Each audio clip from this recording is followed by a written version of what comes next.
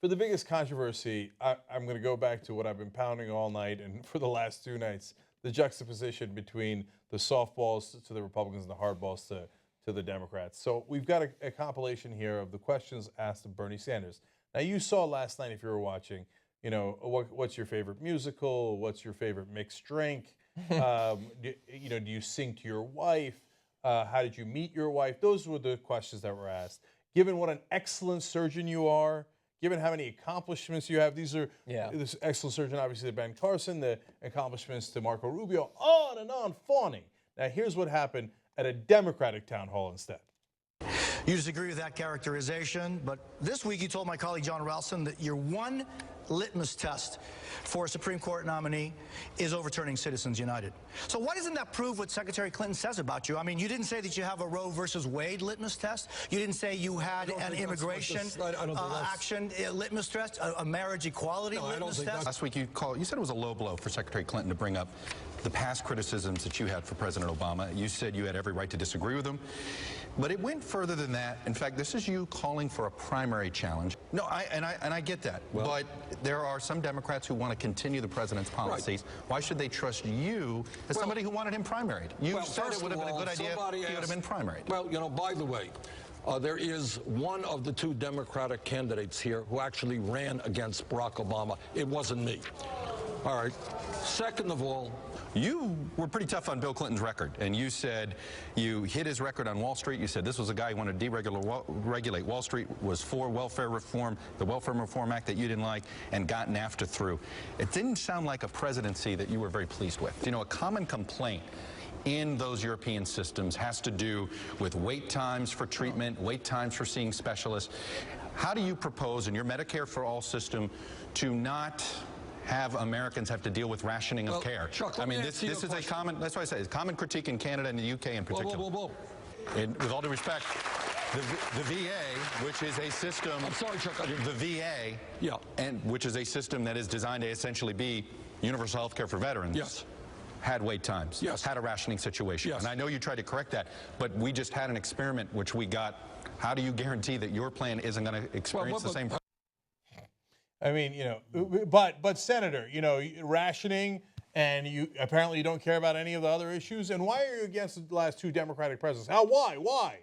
Now, and then of course Díaz-Balart's question on, when Latinos hear that you're a democratic socialist, they think of 57 years of dictatorship under Castro and Venezuela and the dictators there in Chavez. Why aren't you like them?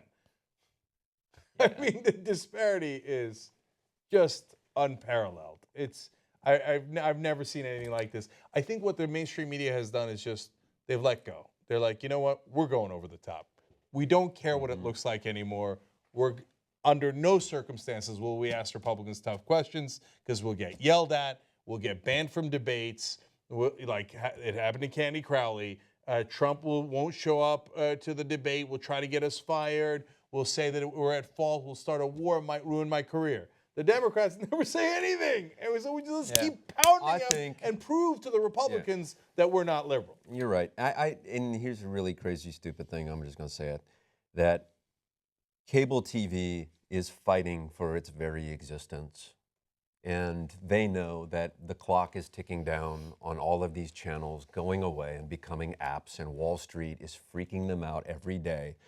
So if they can just perpetuate this fantastic, awesome, sizzling horse race day in, day out, and not challenge anything and just stoke it, keep it going, repeat things, parrot things, repeat extreme things, they'll get ratings, they'll make money, they'll sell ad commercials, and they'll survive.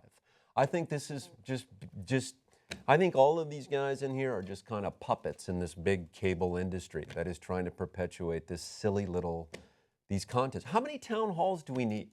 How many of these stupid debates do we need? Really? What have we heard lately that's blown our minds? I just think it's a big corporate sort of game to sell more ad dollars for more town halls, get us to watch.